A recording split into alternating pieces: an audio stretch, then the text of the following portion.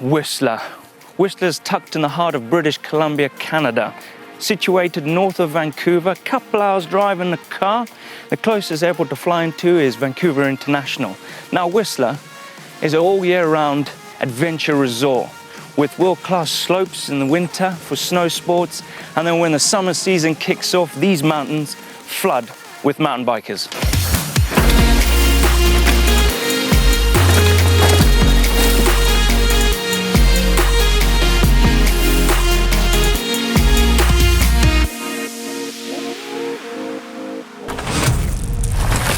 Smack bang in the middle of Whistler is the infamous bike park, arguably one of the meccas for riders all around the world to come to shred the gnar and seek that adrenaline-fueled adventure.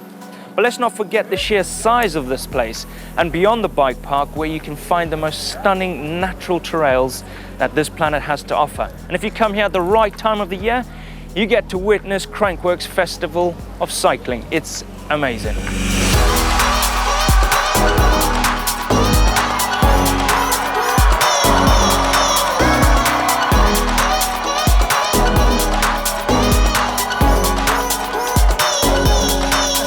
Wow, believe it or not, Whistler was originally called London Mountain because of all that thick, low-hanging, smoggy cloud at the base of the mountain. And then it was renamed back to Whistler because of that loud pitch of all those marmots in the valley.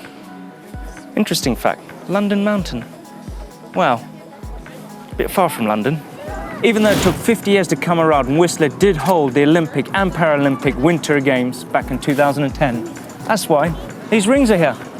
But a little interesting fact about the Whistler Bike Park is, back in 1966, they opened up the mountain, they opened its slopes to skiing. And then 30 years later, in 1999, Whistler Bike Park was born. They officially opened the gates to that.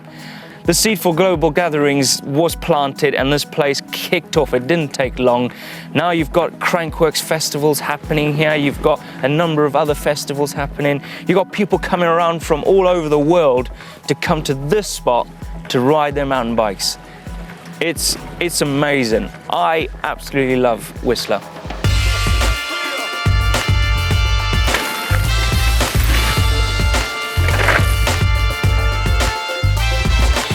Not a mountain biker, or you're looking to try a different style of mountain bike riding? Well then Whistler has a number of bike rental options. So take a day out of your cross-country regime, grab your mate, get yourself a big rig just like this one right here. Or if you want to try a short travel bike or an e-bike, the options are endless. Right before you even catch that first lift up in the morning, you gotta make sure you grab yourself a nice pastry, a good coffee from a number of these places dotted around the village. Tell you what, the banana bread in here is to die for. Tickets and prices, uplift passes, season passes, kids passes, all the passes for the mountain. If you're heading up, you're gonna have to buy a ticket.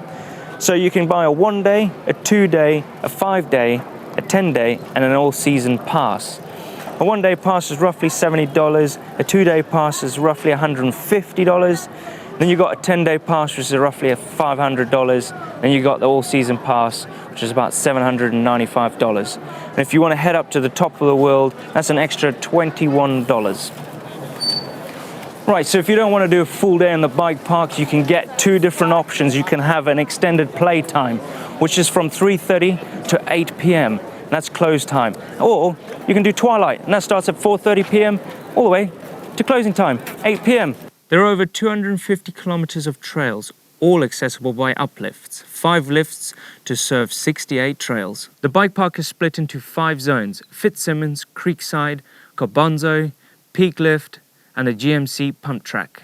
Across these zones are a huge variety of trails for all riding abilities, offering 9% beginner, 31% intermediate, 34% advanced, 22% expert, and 4% pro. Well, if you're looking into honing your skills or basically building up on your technique, there's 3 different skill parks dotted around the bike park. Such like this one behind me, you've got pump tracks, you've got skinnies, you've got drops, you've got roll-arounds. They also offer coaching sessions from the coaches and guides segment down at the bottom, which are going to help you build up your techniques, show you where you're going wrong, and just basically take you out into the bike park and have a great time. For cross-country enthusiasts and those who love to spin their legs, Whistler has an incredible cross-country trails outside the bike park.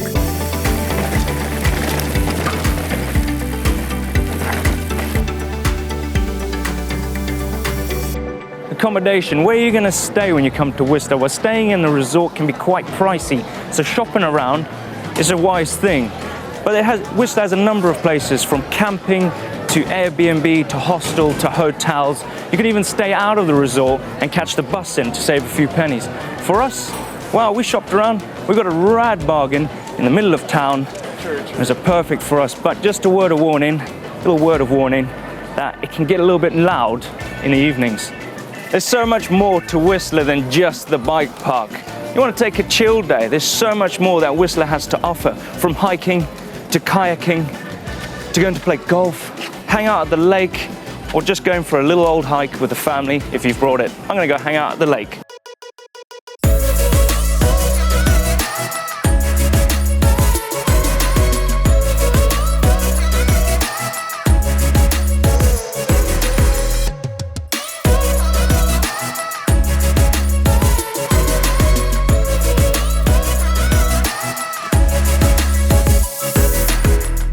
So there you go, that's our rough guide to Whistler. Hopefully this has helped you out. But if we've missed out on anything, please let us know in the comments down below.